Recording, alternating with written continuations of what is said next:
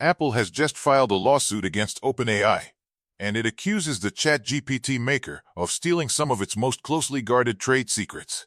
The filing landed in federal court in Northern California, and at its core, this is a story about people, not just code. Apple says former employees who left to join OpenAI walked out the door with confidential information about unreleased products, and it says OpenAI benefited from it. Two names sit at the center of the complaint. One is a former senior electrical engineer who spent 8 years at Apple before joining OpenAI earlier this year. Apple claims he exploited a security flaw to pull down confidential engineering files after he'd already left, including a massive trove of technical documents detailing how Apple's circuit boards are manufactured. Rather than report the vulnerability, Apple says he joked about it in messages. The second name is more high-profile.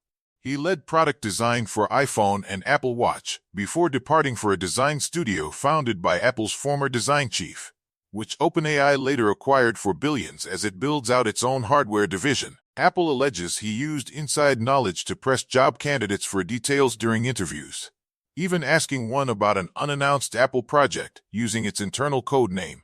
Apple also claims candidates were told to bring actual Apple hardware components in for what were called show-and-tell sessions during interviews.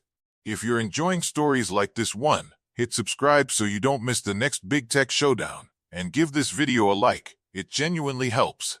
Apple says it first flagged concerns to OpenAI back in February and got no response. In its filing, Apple describes the alleged misconduct as just the tip of the iceberg, claiming similar behavior stretches from junior staff up through OpenAI's hardware leadership.